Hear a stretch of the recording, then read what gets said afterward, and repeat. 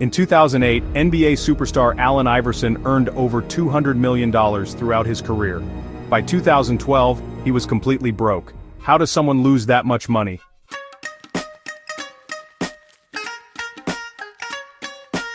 The answer might shock you, and it's probably happening to you right now without you even realizing it.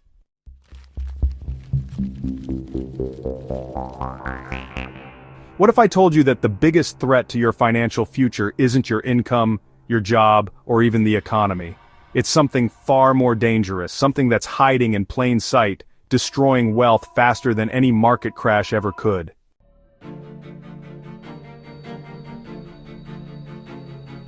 Welcome to Wealthcraft, where we master your money. I'm here to reveal the financial trap that's keeping millions of people broke, regardless of how much they earn.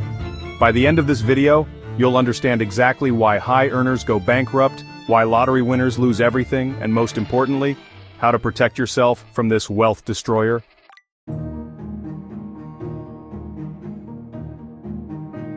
Alright, let's start with some eye-opening statistics. According to recent studies, 64% of Americans can't cover a $1,000 emergency expense. But here's what's truly disturbing. 36% of people earning over $100,000 annually are also living paycheck to paycheck.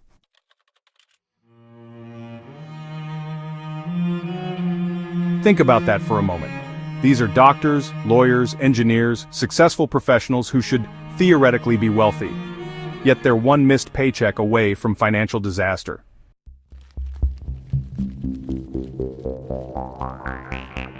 The answer lies in understanding what I call the wealth destroyer lifestyle inflation. This is the silent killer of financial dreams, and it works like this. As your income increases, your expenses increase at the same rate or faster.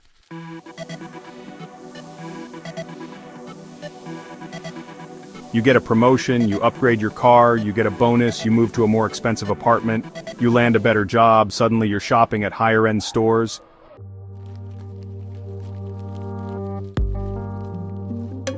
Before you know it, you're earning twice as much as you did 5 years ago, but you have less money in your bank account.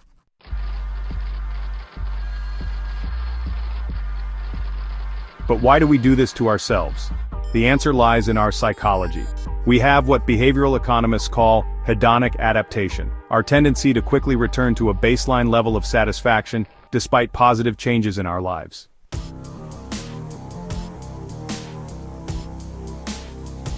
When you buy that new car, the excitement fades within weeks. The expensive restaurant becomes ordinary. The designer clothes lose their appeal, yet the monthly payments remain, quietly draining your wealth month after month.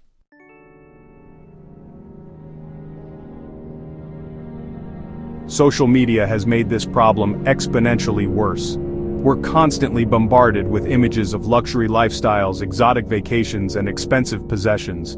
We start believing that our worth is measured by what we own rather than what we've saved.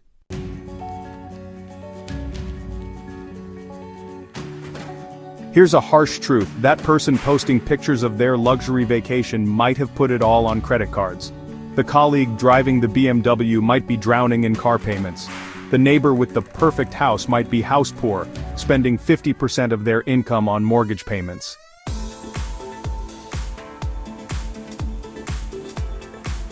This brings us to a crucial distinction: the difference between looking wealthy and being wealthy. Real wealth isn't about what you spend, it's about what you keep. It's not about your income, it's about your net worth.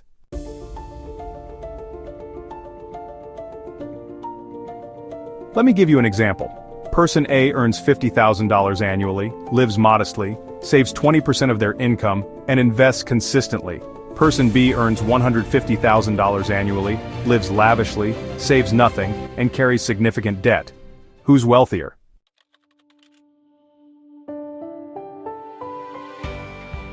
In 10 years, Person A will likely have a substantial investment portfolio, while Person B will still be living paycheck to paycheck despite their high income.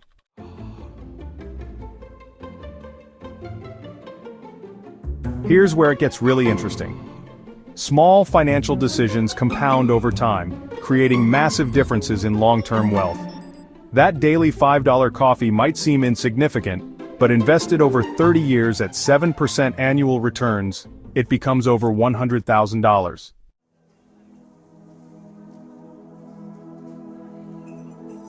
I'm not saying you should never enjoy a coffee, but understanding the true cost of our spending decisions is crucial.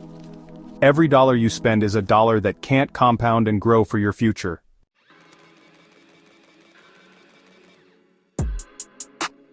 One of the biggest signs that lifestyle inflation has taken hold is the absence of an emergency fund. If you can't cover 6 months of expenses without borrowing money, you're living beyond your means, regardless of your income level.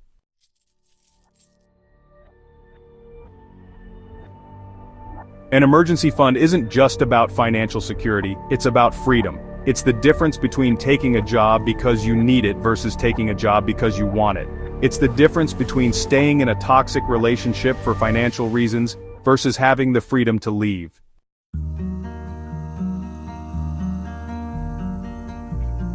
So, how do we break free from this trap? It starts with changing your relationship with money. Instead of asking, "Can I afford this?" Start asking, "Is this purchase moving me closer to or further from my financial goals?" Implement what I call the future self-test. Before making any significant purchase, imagine your future self 10 years from now. Will they thank you for this purchase, or will they wish you had invested that money instead?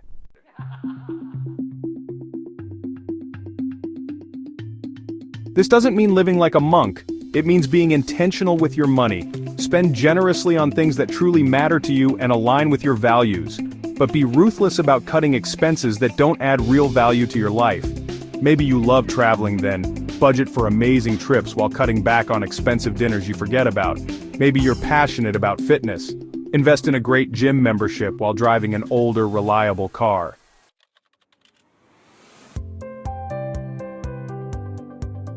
The key is creating systems that make wealth building automatic.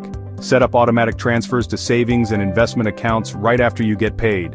This way, you're paying your future self first, and you can spend what's left guilt-free. Start with small amounts if necessary. Even $50 per month invested consistently will grow substantially over time, thanks to compound interest. The goal is to build the habit first. You can always increase the amounts later.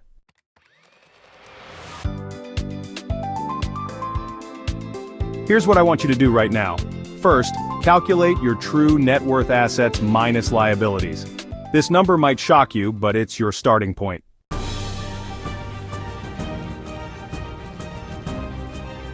Second, track every expense for 1 month. I know it sounds tedious, but you can't manage what you don't measure. You'll be amazed at where your money is actually going. Third, identify 3 expenses you can cut immediately without significantly impacting your quality of life. Redirect that money to savings or investments. Fourth, set up automatic transfers to start building your emergency fund and investment portfolio. Even if it's just $25 per week, start today.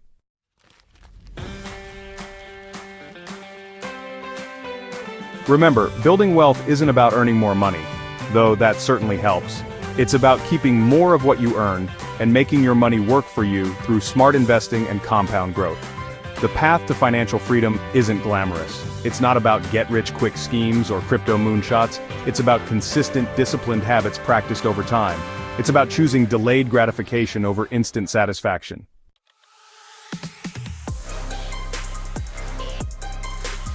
Every day you delay starting is a day of compound growth you're giving up. Your future self is counting on the decisions you make today. Don't let lifestyle inflation steal your financial dreams.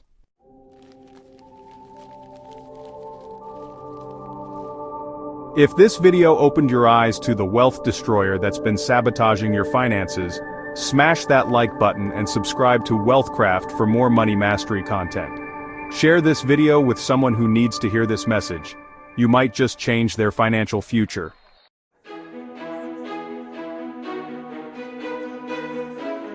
In the comments below, tell me, what's one expense you're going to cut this week to redirect toward your wealth-building goals? I read every comment and love hearing about your financial wins.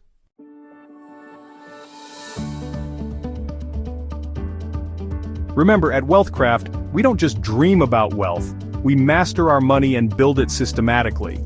Your journey to financial freedom starts with the next decision you make about your money. Until next time, Keep building that wealth.